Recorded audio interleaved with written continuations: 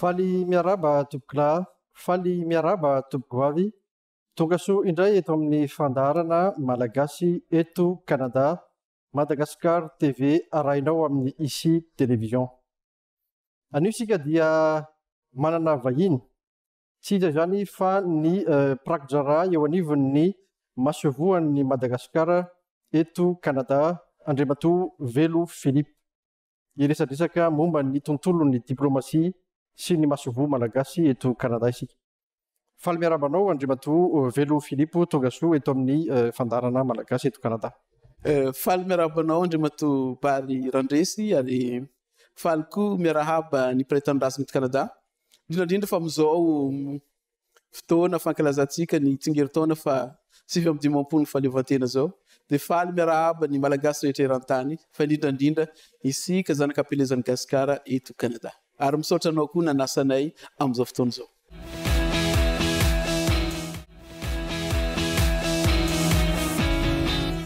Indrindra ao anatin'ny fankalazana ny fetim-pirenentsika, inona no mety hoe mampiavaka ny fetim-pirenena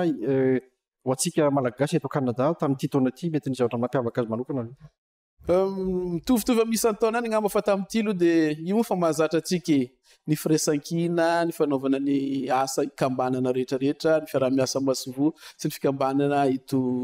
Canada, nareo zanaka ampelezana, na ara-piangonana zany, na ara-tsosialy, na ara-kultoraly. Dia nafinaritra indrindra tamin'ity dia maro isika ny tonga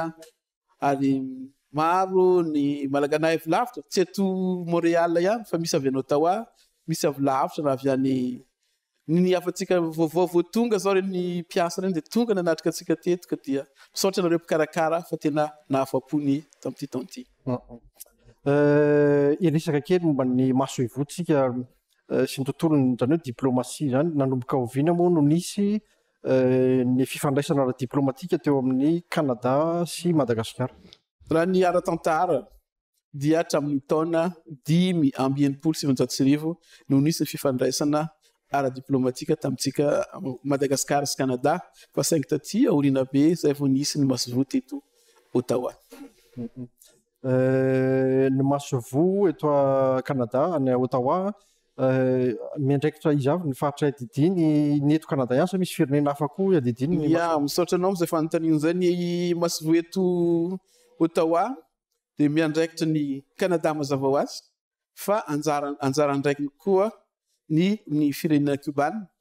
ary koa manana anjara asa manokana izy ho amin'ny fikambanana iraisam-pirenena OACI na ny Organisation de l'Aviation Civile Internationale zay eto amintsika eto Montréal ihany moa ny misy azy. Inona ny tena hoe asany zany hoe masovoa, inona ny tena hoe andraikitra sainy eo amin'ny misy ilay hoe diplomasia klasika mijanona amin'izay ihany ve sa misy sehatra hafa iasana zany hoe masovoa na firenena anankiray zany? Raha tsorina moa dia izy io dia efa misy fandaminana arakaraka ny sehatra moa zany misy fandaminana daholo karaha ny diplomasia manokana dia ny fifanarahana tany Vienne na Convention de Vienne tamin'ny taona efa nifanarahana izy io tamin'ny taona 190 fa saingy taty amin'ny taona 490 vao mananan-kery izy io dia voafaritra ho zavatra 5 angamba nasan'izany masovoa zany. Voalohany moa dia misolo tena amin'ny firenena, faharoa dia miaro ny tombontsoa ny firenena naniraka anao ao amin'ny tany izay misy anao, dia anatin'izany koa ny fiarovana ny teratany firenena misy anao, dia anjaran'ny masovoa no mifampiraraha amin'izay firenena misy anao. Dia ny fahaefatra dia anjaran'ny masovoa koa manangom-baovao manangom-baovao aty inona daholo zava-misy aty na ara-politika io na ara-tsosialy na ara-kultoraly dia anjaran'ny masovoa no mampita izany any amin'ny firenena naniraka. Ary ny farany moa dia anjara mibango zay rehetra zay angamba dia anjarany manamafy, manatsara, mamafy orona ny fifandraisana amin'ilay firenena hipetrahana. Io dia amin'ny lafiny rehetra na kultoraly na siantifika na ara-toekarena na araka zay rehetrarehetra zay lafiny mety hifandraisana dia anjarany masovoa ny manao izany. Zay raha amin'ny lafiny klasika fa araka ny teniny atao mivoatra ny diplomasia Ankehitriny efa misy ny diplomatie parlementaire araky filasan'asany solombahoaka manao azy, misy ny diplomatie publique zay anjarany fikambanana isan-karazany reny manao anazy, dia misy ny diplomatie économique zay io no ankehitriny no karazana baiko voalohany indrindra ho an'ny masovo rehetrarehetra raha ho an'ny Madagasikara dia manao diplomatie économique ka io dia matetika ny mpandrarana ny teknisiana amin'ireny sehatra isan-karazany reny no miaraka manao zay diplomatie zay ka misandrahaka be tao izany asan'ny masovo anankiray dia manao masovo moa dia tsy mandeha irery fa misy ny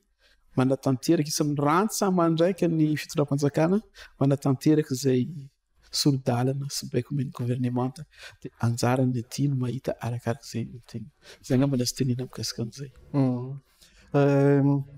Amin'ny lafiny hoe ara-toe-karena masovo hoe atao hoe jouer rôle na facilitateur raha misy mpandrarà te handrarà zany eo amin'ny atao hoe ifandray ara-barotra indrindra amin'ny aty Kanada sa tena hoe manampy ary raha manampy ny mpandrarà amin'ny lafinina le fanampiana information ve sa araka le teniko teo hoe asan'ny masovo anankiray dia ny manampy vaovao dia isan'izany vaovao ara-toe-karena jerena ina daholo ny zava-misy aty amin'ny firenena ampiatrahana ohatra zao raha raisina tsotsotra dia hoe ohatra ny aty Québec dia malaza amin'ny fahaizana ny herinaratra azo avy amin'ny rano dia azo atao amin'jery hoe reto ange ny orinasa matanjaka aty ary manana sampana iraisam-pirenena mihitsy le orinasa ohatra ny Hydro-Québec dia ampafantarina any indraindray io moa anjarany manam-pahefana ny manapa-kevitra amin'izay fa anjaranao ny manoro hevitra hoe mba hakana fanapahan-kevitra ohatran'izany amin'le tenenao hoe manampy misy maromaro voateo antsika vao roa volana zay nisy mpandrarà eo any amin'ny 5-20 mahery any tonga teto mitariny kanosama moa izy dia anjarany masovony nanamora ny taratasy isan-karazany ilaina sy ny manoro hoe iza no tian'ireo onana sehatra tohinana no avy aty ary sehatra tohinana koa no afaka iaraha miasa aty Québec sy Ontario satria nandalo teto Montréal, nandalo tany Toronto ary tany Ottawa moa ny délégation économique iny ary tsy reny ihany fa isanandro vao malimaly angamba zao nisy ny teny hoe misy olona avy any Toronto dia hanafitra lavanilina malagasy dia aty aminay izy mivantana dia ampitainay any amin'ny ministère-ny Antananarivo sy amin'ireo sampandray isan-karazany misy olona aty mitady lavany malagasy dia anjarany mpandrarà na ny ministère manoro any mamaly ka zay ohatraohatra amin'izay ny fandehan'izy fa le rehetrarehetra zay mitady vaovao na information dia zay tonga aminay dia valinay daholo dia anjarandreo no manao le isan'njara asa manokana mihitsy ny masovo zay manamora zay mihitsy nge le asan'le masovo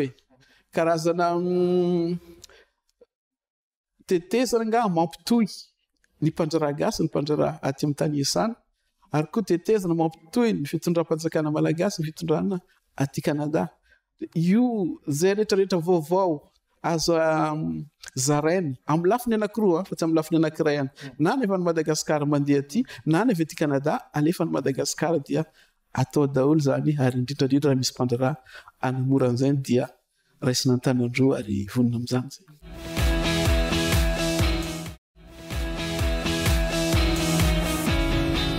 Eto moa mbola tsy misy ambassadeur mbola tsisy masovo ianao no pradrarà inona no mahasamihafa zany ho an'ny olona atao hoe tsy mbola tsy dia zatra n'izany atao hoe diplomatie zany inona mahasamihafa ny hoe ambassadeur sy na ny ambassadeur sy ny chargé d'affaires misy mahasamihafa azy tokoa satria raha hitantsika ny ambassadeur reny dia misy mitondra ny fanampinana extraordinaire et plénipotentiaire zany hoe ambassadeur dia olona voatendry ary manana fahefana manokana ifampiraharaha ary mahasolo tena ny filoam-pirenena sy ny Madagasikara ray manontolo fa kosa ny chargé d'affaires matetika dia izy moa fomba fanao raha ohatra tany misy ambassadeur dia moa misy lafiny misy ohatra ny ina moa zany an-tanàn-tohatra le diplomatie dia misy ny Masovo tantanina ambassador fa misy koa Masovo zay tantanina Praikdra fa eo misy fitsinjarana kely le izy misy mpiandraikitra vonjimaika ohatra ny tenany zao zany ary misy mpandraikitra fotsiny zany hoe maharitra izy ohatra zao raha ny eto Canada no raisitsika Rwanda tsy manana ambassador eto fa mpiandraikitra ny azy eto tsy vonjimaika fa efa tena mpiandraikitra mihitsy io raha ho an'ny raha teny vahiny izy ny hoe chargé d'affaires en pied zay ny tena raikitra sy ny chargé d'affaires ad intérim dia ohatran'izay zao mpiandraikitra vonjimaika zay ny mahasamihafa azy tsy mitovy mihitsy le fahefany azony io ny mpiandraikitra dia matetika raha ohatra ny antsika zao dia manohy hoy le tenenina hoe rehefa aravan'ny gouvernemanta indraindray dia manao raharaha andavanandro tsy manapa-kevitra amin'ny zavatra goavana be fa manao zay ampandeha ny raharaha izy misy andraikitra tsy maintsy atao isanandro dia ary koa ny tsara raha matsikatra tsika ambassador anankiroa tsy manao famindrandraha fa ny fomba fanao rehefa amindrena raha ohatra voantso mantsy filazazy raha voantso dia nitanindasa ny ambassadeur anankiray dia ny ambassadeur voantso iny manao famindrandraha amin'ny mpiandraikitra dia rehefa voatendry indray ny ambassadeur vaovao dia ny mpiandraikitra no manao famindram-pahefana amin'le ambassadeur vaovao ohatran'izay ny fandeha raha hijeritsika ny malagasy eto Canada raha ny taremarika avoakan'ny statistique Canada misy eo amin'ny 5,000 ny malagasy eto Canada ray manontolo misoratra amin'ny Masovo daholo ve raro reny sa tsy dia misoratra loatra amin'ny Masovo daholo misoratra anao amin'izay fanontaniana zay fa marina tokoa zany raha maka taremarika avy amin'ny statistique Canada dia hita zay teneninao zay hoe 5,000 mahery kely 8,000 latsaka kely eo ao Masovo dia tsisy afa-tsy 900 angamba no misoratra ao ka io le teneniko tamin'ny teniny fantobiazana teo manentana foana zahay nama tsy ny eo aminay ao dia raha ohatra ianao mila raharaha dia nezahana mihitsy ny antokon-draharaha atao Masovo tsy andoavam-bola na io anao fanamarinana taratasy zany na aka fanamarinana ponenana ianao na manao ny fanoratana ny taratasy naterahana na ny taratasy fanambadiana dia atao memem-pona fa saingy kosa zay mangataka foana hoe mba manaova ny mangatà ny karatra ara-consulaire amin'ilay izy carte consulaire zany dia amin'izay tsy hoe sarotiny zay fa amin'izay mba mahamora hoe firmarina moa ny malagasy eto Canada ary aiza daholo misy azy ireo satria indraindray misy antontanisa ilain'ny fitondrana foibeany aminazy hoe aiza daholo misy malagasy eto Canada dia mba mamoramora ny fifandraisana zay dia zay ny anentanako manokana ary misaotra anao nanasa tamin'ity andro ity fa zay mba anentanako manokana ny zanak'ampelezan'ny Gasikara ty Canada mba manaova reny le misoratra anarana maka le carte consulaire satria ilaintsika foana io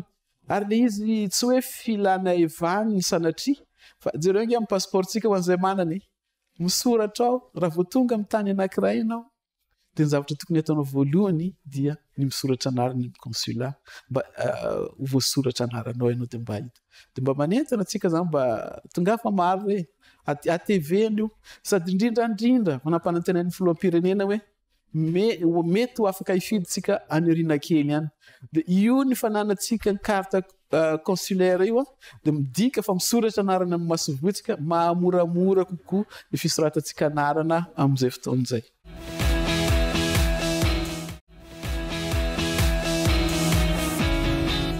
amin'izao fotoana misy an'le ireo orinasa kanadiana izay mandeha ny Madagasikara mihitsy mitady mpiasa misy ve ny fifanarahana eo amin'ny kanadiana sy ny malagasy eo fitondram-panjakana moa zany fa ny aty amin'ny privé mety misy ihany ny fifanarahana fa indrindrandrindra ny tiana tongavana afaka manamora ny fahatongavan'ireny malagasy reny aty ve ny Masovo mety misy azo atao sa hoe tsy dia mamizay loatra izy io somary sadaikatra ihany any amaly amin'izay satria zao amin'ny lafiny iray raha misy malagasy anankiray matanjaka satria raha tsy malagasy matanjaka tsy len'ny kanadiana tonga aty a dikan'izay miena anankiray ny malagasy tokony hamokatra hiasa ao Madagasikara ny tanindrazana fa amin'ny lafiny indray nefa maro amin'ireo tanorantsika raha amin'izao fotoana an-tanan-tohatra misy ny toekarentsika zao aloha maro koa nefa ny zanaka malagasy tsy mahita asa ka raha mba hirika ho azy no andeha aty tsy maninona fa hoe avela zany fa izy io de zay le hoe hifanaraka amin'ny kanadiana tsy de bon ino moa anjarany araka teneniko teo anjarany ny fitondrana any Madagasikara manao an'izay fa za fahitako azy raha anao moa tsy amin'ny firenena akay te hifanaraka ohatrany angataka zavatra aminy ianao angataka an'izany ihany dikan'izay misy tombontsoanao le izy fa izy koa afaka mandana manaiky an'iny fa indrindrandrindra manaiky izy raha misy tombontsoany koa am'le zavatra raha mifanojo moa le tombontsoa de rahabasoraba tsara tsy mifanojo le izy de arak'izany de tsy raikitra ka ny fanarahana angamba eo ihany fa ny azo ataon'ny masivolo ohatra am'izao de ohatra zay moa nahazo teo ohatra tamin'ny orinasa Olimel zay naka-piasa raha tena izy tany am-boalohany de tokony 20 fa rehefa natao moa ny dingana isan-karazany de ngamba eo amin'ny 50 eo na 80 eo ny tonga hita ohatra am'izao ny any ataon'ny masivolo de nandeha nanamary mijery ohatra ninona moa zany fomba fiasany mpiasa vahiny zay efa taty ampiasan'ny orinasa io de niaraka tamin'ny Andriamatoa Masivolo tamin'izay Dr ambassadeur Horace teo aloha de mijery tany hita tokoa fa nisy Mauriciana tao de hoe ataoko hoe tsara mifanaraka amin'ny lalàna kanadiana ihany ary ampitoviny amin'ny mpiasa kanadiana fitondrany ny mpiasa vahiny ka de zay nitatitra natao tany tsy maninona le izy azo atao ny aty tsy de manavaka loatra amin'ny fomba fiasa io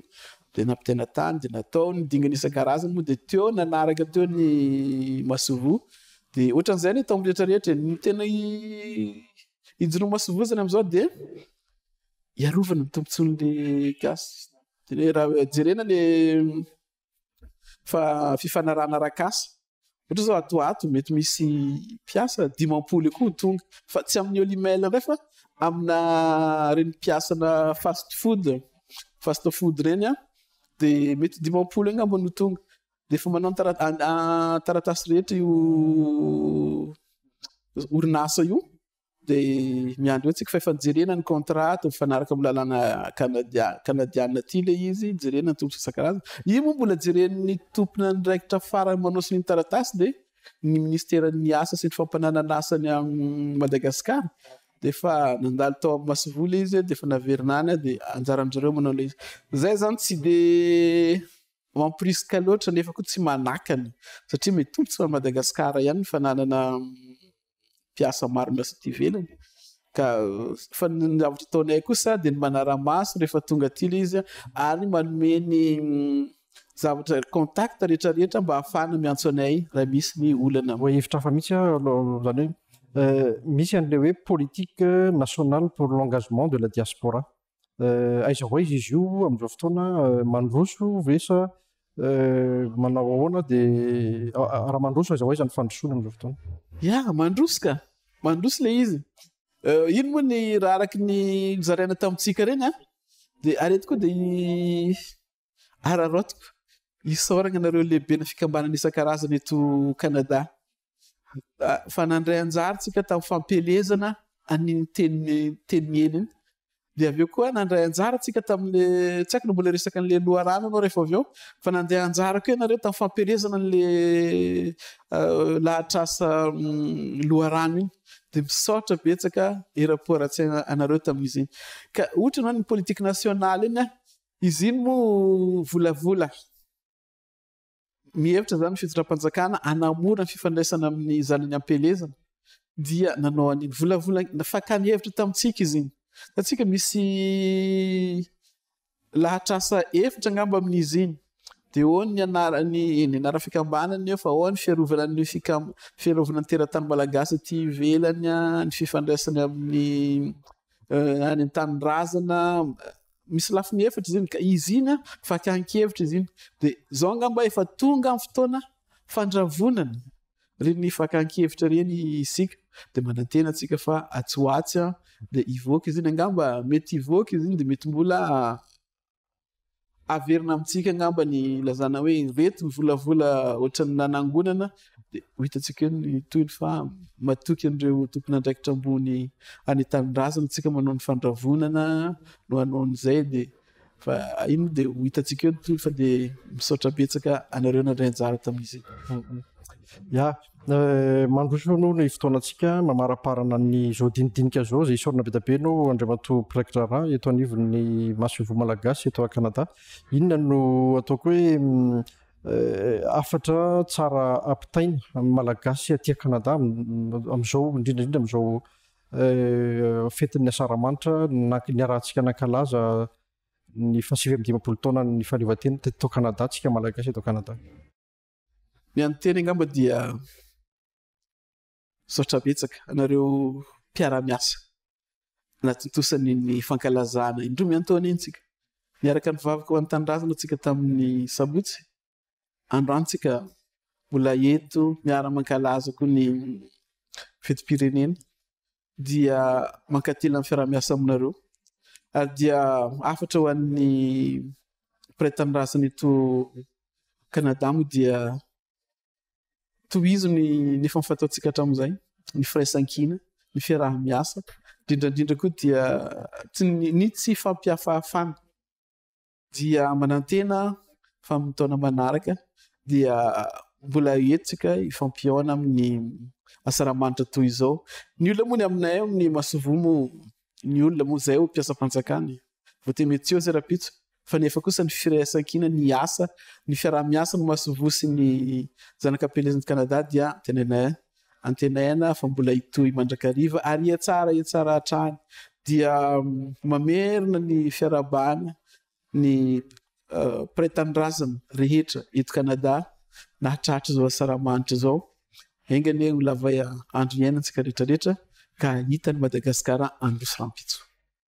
de sona be tabe anao andrisaotranao andrimatobary randresany dia mankasitraka dia manao velomanao sy ny teratany Canada malagasy eto Canada dia izay ihany koa namarana ny fandarantsika tamin'ity androany ity manome fotoananao amin'ny manaraka indray veloma tompoko